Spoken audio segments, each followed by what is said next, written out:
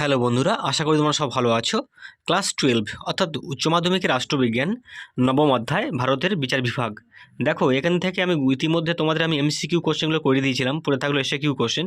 আজকে আমি গুরুত্বপূর্ণ এসএকিউ কোশ্চেনগুলো তোমাদের আমি এখানে সেট করেছি 2024 সালের পরীক্ষার জন্য। তা দেখে নাও আজকের প্রথম কোশ্চেন।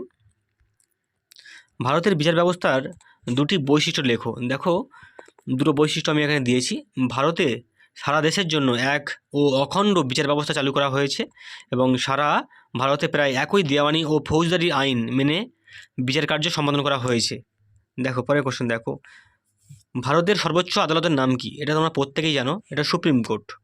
পরের কোশ্চেন দেখো, সুপ্রিম কোর্টের বিচারপতি পদপ্রার্থী দুটি যোগ্যতা নির্দেশ করো। মানে সুপ্রিম কোর্টের বিচারপতি হতে গেলে কী কী যোগ্যতা থাকতে হবে? 1 নম্বর দেখো, তাকে ভারতীয় নাগরিক হতে হবে। 2 নম্বর, রাষ্ট্রপতির মতে তাকে একজন বিশিষ্ট আইনজ্ঞ হতে হবে। পরে কোশ্চেন দেখো 4 নম্বর, ভারতের সুপ্রিম কোর্টের বিচারপতিদের কে নিযুক্ত করেন? দেখো, ভারতের সুপ্রিম কোর্টের বিচারপতিদের নিয়োগ করেন ভারতের রাষ্ট্রপতি। কোন পদ্ধতিতে ভারতের সুপ্রিম কোর্টের বিচারপতিদের অপসারিত করা যায়? দেখো, ইমপিচমেন্ট পদ্ধতির দ্বারা ভারতের সুপ্রিম কোর্টের বিচারপতিদের অপসারিত করা যায়। তোমরা জানো, পার্লামেন্টের যে ভোট হয়, অর্থাৎ লোকসভা এবং রাজ্যসভা ভোটের মাধ্যমে ইমপিচমেন্ট পদ্ধতিতে, মানে 2/3 ভোটের মাধ্যমে এই বিচারপতিদের অপসারণ করা যায়। পরে কোশ্চেন দেখো, সুপ্রিম কোর্টের এখতিয়ার বা এলাকাগুলি কি কি? দেখো, 4টি এলাকা আছে সুপ্রিম কোর্টের সাধারণত। একটা হচ্ছে মূল এলাকা, একটা আপিল এলাকা, একটা হচ্ছে পরামর্শদান এলাকা, আর একটা হচ্ছে লেখ এলাকা। পরে কোশ্চেন দেখো, সুপ্রিম কোর্ট জারি করতে পারে এমন দুটি লেখের নাম করতে বলেছে। দেখো, একটা বন্দি প্রত্যক্ষীকরণ আর একটা হচ্ছে পরমাদেশ। পরমাদেশ কথার অর্থ কি? দেখো, আমরা আদেশ দিচ্ছি, এটা হচ্ছে পরমাদেশ কথার অর্থ। 9 নম্বর কোশ্চেন দেখো, বিচার বিভাগীয় অতি সক্রিয়তা বলতে কী বোঝায়? বিচার বিভাগীয় অতি সক্রিয়তা বলতে বিচার বিভাগের বিশেষ ধরনের কার্যকলাপকে বোঝায়, যার দ্বারা বিচারপতিরা প্রশাসনিক কর্তৃপক্ষের উপর নির্দেশ জারি করতে পারে। পরের কোশ্চেন দেখো, একজন হাইকোর্টের বিচারপতির অবসর গ্রহণের বয়স কত? এটা হচ্ছে 62 বছর বয়স। পরের কোশ্চেন দেখো, হাইকোর্টের এখতিয়ারভুক্ত দুটি প্রধান বিচারের এলাকা উল্লেখ করো। একটা দেখো মূল এলাকা, একটা হচ্ছে আপিল এলাকা। এটা হচ্ছে হাইকোর্টের বলা হয়েছে। পরের কোশ্চেন দেখো, ভারতের কোন কোন আদালত নাগরিকদের মৌলিক অধিকার ভঙ্গের বিচার করতে পারে?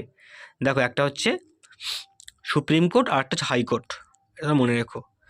পরের কোশ্চেন দেখো, লোক আদালত কোথায় প্রথম প্রতিষ্ঠিত হয়? দেখো, দিল্লিতে স্থাপিত হয়। পরের কোশ্চেন দেখো, কোন আদালতের দুটি উপযোগিতা লোক আদালতের দুটি উপযোগিতায় উল্লেখ করো। দেখো, লোক আদালতের দ্বারা কম খরচে জনস্বার্থ সুরক্ষিত থাকে। আর 2 নম্বর দেখো, এই আদালত দ্রুত ক্ষতিপূরণ মামলার রায় দেয়। পরের কোশ্চেন দেখো, ভারতের সংবিধানের কত নম্বর ধারায় বলা হয়েছে যে প্রতিটি অঙ্গরাজ্যে একটি করে হাইকোর্ট থাকবে? দেখো, 214 নম্বর ধারায় বলা হয়েছে প্রতিটি অঙ্গরাজ্যে একটি করে হাইকোর্ট থাকবে। গণ আদালতের কার্যগুলি কী কী? দেখো, 1 নম্বর দেখো, দীর্ঘদিন আটকে থাকা অমীমাংসিত মামলা দ্রুত নিষ্পত্তি ঘটানো। 2 নম্বর দেখো, নাগরিকদের স্বল্প ব্যয়ে বা বিনা ব্যয়ে ন্যায় বিচার প্রদান করা। 17 নম্বর প্রশ্ন দেখো, ভারতে বর্তমানে হাইকোর্টের সংখ্যা কত? 25টি। PIL এর পুরো কথাটি কি? দেখো, একটা হচ্ছে পাবলিক ইন্টারেস্ট লিটিগেশন, অর্থাৎ জনস্বার্থ বিষয়ক মামলা।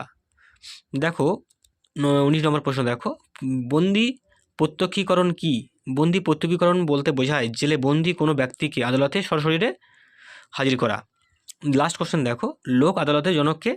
দেখো, PN ভগবতী। তা আজকে তোমাদের এই গুরুত্বপূর্ণ 20টি কোশ্চেন করালাম। এই কোশ্চেনগুলো তোমরা অবশ্যই করে নিও, কারণ এই কোশ্চেনগুলো অত্যন্ত গুরুত্বপূর্ণ। ভিডিওটি ভালো লাগলে চ্যানেলটাকে সাবস্ক্রাইব করে রাখতে পারো যারা নতুন দেখছো। পরবর্তী ভিডিওর জন্য অপেক্ষা থাকো। ধন্যবাদ।